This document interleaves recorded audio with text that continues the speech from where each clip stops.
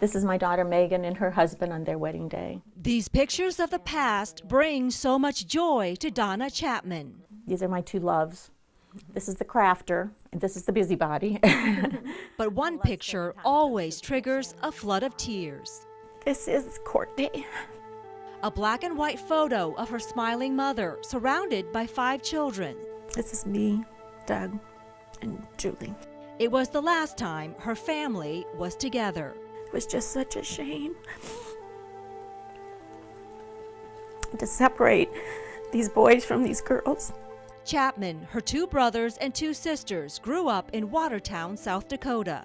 My dad and mom were divorced, so we lived with my mother. My mother had an alcohol problem. An addiction that threatened to tear her family apart. She would go out and not come home for weeks. Because when she started drinking, she forgot everything else. She forgot us. Her older sister, only 9 at the time, took care of them, including their 9-month-old baby brother. Her sister started missing school, which alerted truancy officers. The siblings were sent to live with different relatives, while their mom sought help. She got us back because she came out of rehab determined to do better. And it didn't last very long. The boys went to one foster home, the girls another. Chapman says they reunited with their mother, but she hit the bottle once again. Then one day, they were told to get dressed for a court hearing. And I remember my mom coming out and saying she was going away for a while. And I knew it was going to be a long while because we didn't want to be separated anymore. And then somebody came out of the court and put us in a car with somebody I didn't even know. And with just the clothes we had on, we went to foster care again. Again, the boys and girls were sent to different homes. Chapman says her brothers were physically abused, so an aunt adopted the boys. Meanwhile, she says the girls suffered emotional abuse by their foster parents. She was just very angry all the time. She would ground us for simple things like if, I don't know, the dustpan was too far back beside the stove. The man in the foster home was trying to French kiss my sister, making advances. It makes you feel hopeless, helpless. Things turned worse when they found out their dad, then their mom, died. Now we had no parents, no hope of getting out of the situation we were in.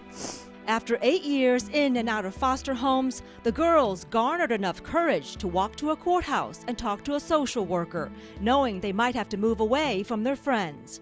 They were placed in what would be their final foster home.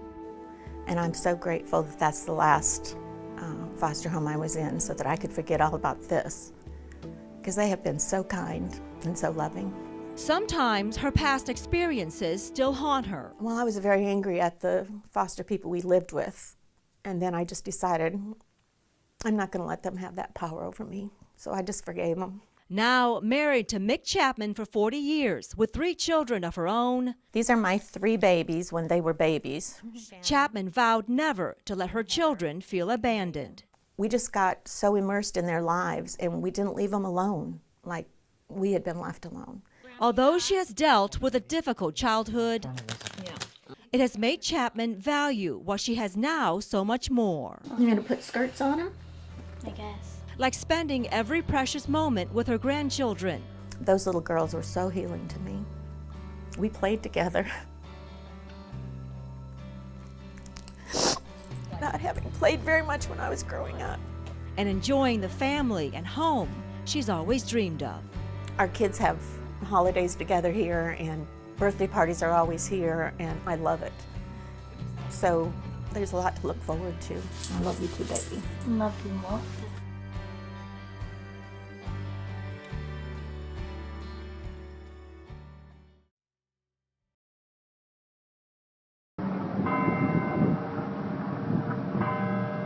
Marion County, known for its tranquil atmosphere and quaint buildings. But inside the courthouse in downtown Columbia, disturbing news recently emerged. Over the last 18 months, we had 3 deaths of children that were just absolutely unacceptable. June 2014, a 2-year-old boy rushed to the hospital suffering from bruises and cuts. After ending up on life support, he passed away.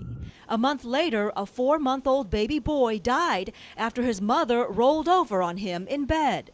Then last May, a 3rd child died. There's no room for excuses when we're talking about protecting our children. Judge Dawn Beam says the State Department of Human Services had been contacted before in each case. If they had taken action, perhaps the death on May the 25th could have been prevented. And so at that point, as a chancery judge, I took over hearing all abuse and neglect cases. Judge Beam says she threatened to hold the state in contempt for failure to protect children and ordered DHS to come to Marion County to address the problem. I want to do everything I can to make sure that every child is protected, and as a mother, it absolutely breaks my heart. More than 160 children in Marion County are currently in foster care, removed from their homes as a result of allegations of abuse or neglect. That's one of the highest rates per capita in the state. Let's work with these parents. Let's get these children out of custody as soon as possible because they need to be back in their home environment. So court officials organized a meeting pleading for help from the community. More than 100 people showed up, including Pastor Jaron Carney. I would have never known of the epidemic that we are facing, and it's very surprising to me. Pastor Carney says his church offers ministries that can help broken families, from alcohol and drug treatment to anger management. I want our church to be a part of the solution. If we can help in any way with the programs that we have or new programs that we can help start, we are called to this community.